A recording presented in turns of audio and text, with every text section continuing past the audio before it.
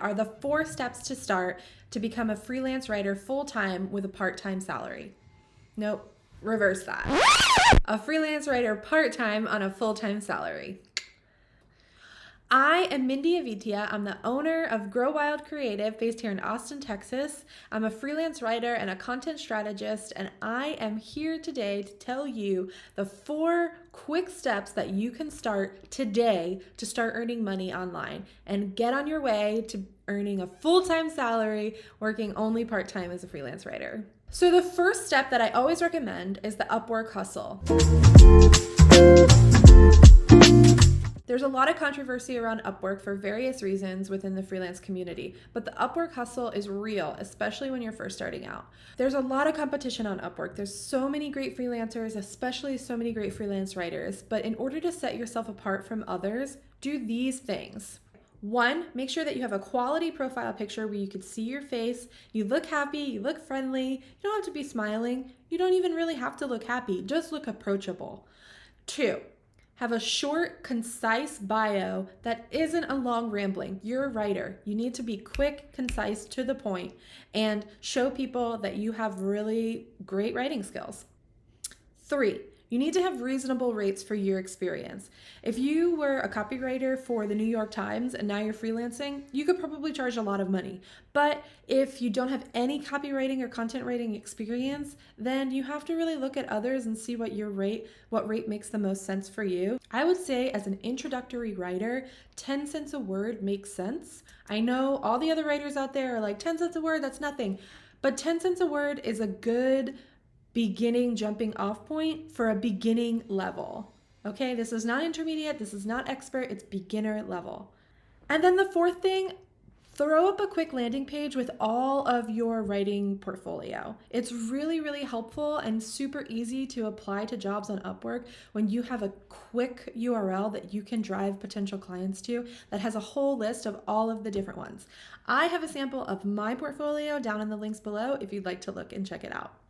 I also have in the links below a quick resource around how to really become an Upwork pro. The second step to becoming a part-time writer with a full-time salary is to start a blog yourself. I do this through Medium. And I've been on Medium for about 2 years and I have just under 1,500 followers. So you're not going to become an overnight Medium sensation, or maybe you are, that would be awesome, but it's unlikely that you will. But just starting a blog with something like Medium or Newsbreak or another blog writing platform is super helpful. 1, you can monetize your writing, and 2, it allows you to have access to a portfolio much quicker than it would if you just were showing off client work. Medium, you can write as much as you want, how often you want, and whatever you want, which is really great. Eventually you'll start to be asked to publications, you could submit to publications, and then you could really earn a lot on Medium. I call it the Medium gamble because some months on Medium I make a whopping $20, and other months when one of my articles decides to go viral because the algorithm was very kind to it, I earn $1,200. So it's really, really impossible to tell how much money you'll earn from Medium, and it's kind of just like a bonus every month for me. But it's a great opportunity. So start a blog. Maybe Medium's not right for you, but a blog connects you with other writers, and it also bolsters your portfolio much quicker than client work will.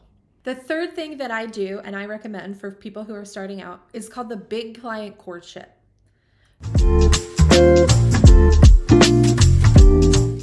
There's so many videos out there that tell you big clients are your money makers and retain big clients, recruit big clients, all the things. And I'm just here to tell you that getting a big client is hard work, especially when you start out. What I suggest to do, and what I did when I was first starting out, I reached out to every single one of my past colleagues that I really loved working with and who knew my work ethic and knew how good I could be.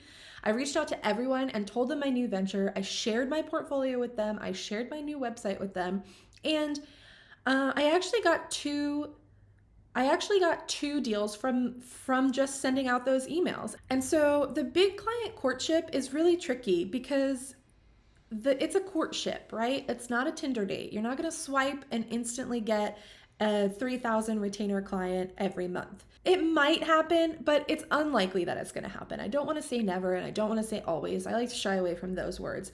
But courting a new client is much like courting a relationship, right? You have to take your time. We're not rushing into anything. We're both seeing if it's a good fit for both of us. What that can look like is a trial period or showing the portfolio, maybe 1 or 2 discovery calls. I would never say more than 2 discovery calls unpaid. Some people say not even 1 discovery call unpaid, but when you're first starting out, you really have to figure out what's right. People might have a lot of questions. You might not get your elevator pitch down.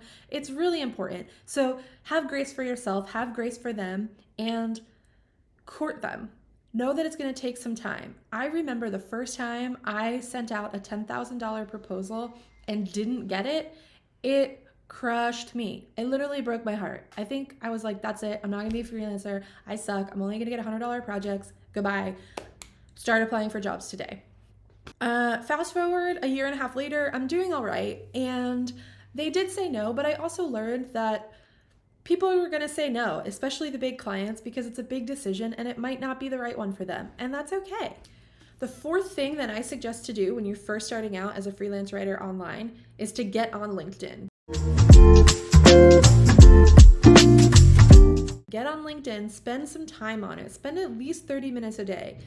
Get rid of Instagram, get rid of Facebook, get rid of Snapchat, get rid of TikTok. So getting on LinkedIn and really staying engaged in that. What does that mean? That means answering anybody who viewed your profile, not just people who connect. Anybody who viewed your profile, connect with them, message them, say, hey, I see you viewed my profile. I'm a freelance writer. I would love to work with you if you're ever in need of content writing or copywriting. I mean, I go on LinkedIn and it's just like, okay, super cool brand activist from this awesome startup just viewed your profile. Awesome. Okay, I'm going to reach out to that super cool brand activist. And then we're going to connect. And hopefully that turns into work. Maybe it turns into a relationship. Who knows? Sometimes you get clients and sometimes you get no's. But one huge thing, get used to hearing no. Get used to hearing no, get used to saying no. It's gonna happen and you gotta get comfortable with it. When you're first starting out, you need to rely on the people that you love and the people who believe in you, because you're gonna hear no and it's gonna hurt. And that's okay. But it's also really hard to not take it personally and not react as if you don't want to do it anymore or something. I'm here to tell you it's gonna hurt. You're gonna persevere. You can persevere, but really connect with your people. Connect with the people who love you, connect with the people who believe in you and value you, and you will shine. If you like this video, like and subscribe. I love to post brief, concise videos around content creation, content strategy, and overall content writing.